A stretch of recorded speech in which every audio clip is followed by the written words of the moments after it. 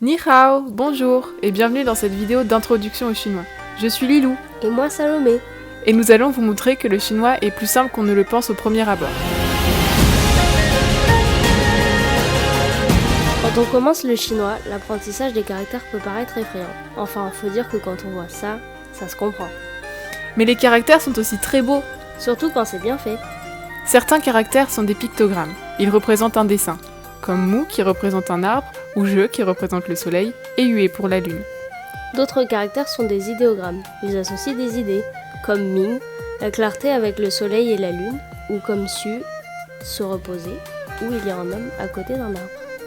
Et d'autres encore sont des idéophonogrammes. Ils associent des idées et un son, comme Mama, le caractère de la femme pour le sens et celui du cheval pour le son. Les caractères chinois, ce n'est pas facile à apprendre et à retenir.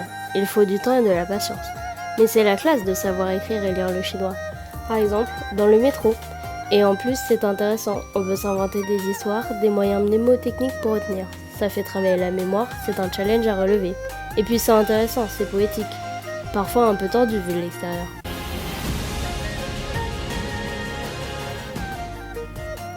Le chinois possède 4 tons. Prenons l'exemple avec la syllabe ma. Le premier, ma, maman. Le deuxième, ma pour le chanvre.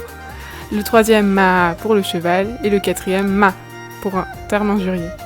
Il y a en plus un ton neutre, ma pour l'interrogatif. Ce n'est pas facile de les différencier et de prononcer certains mots comme il faut. On a besoin de s'entraîner. Heureusement, tous les ans, on a un assistant, sauf en temps de Covid, qui nous aide à bien prononcer et on rencontre quand c'est possible des Chinois, les correspondants, des artistes quand on va voir des spectacles, etc. Sauf en temps de Covid, encore une fois. Heureusement, la grammaire chinoise est relativement simple, alors ça laisse du temps pour les caractères et l'entraînement à la prononciation. Pas de conjugaison, pas de temps. Le verbe ne change pas selon la personne, pas de liste de verbes irréguliers non plus. Pas de genre, pas de nombre, pas de S au pluriel par exemple. Du coup, on peut rapidement construire des phrases simples, comme 我们学中文，你们学中文. Nous apprendre chinois, vous apprendre chinois. Donc, nous apprenons le chinois, vous apprenez le chinois. Il y a aussi 我们明天上中文课. Nous demain commencer chinois cours. Nous allons avoir cours de chinois demain.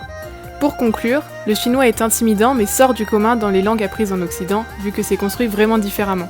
Si vous vous lancez dedans, ça montre que vous prenez des risques. En plus, ça fait bien pour le CV et Parcoursup.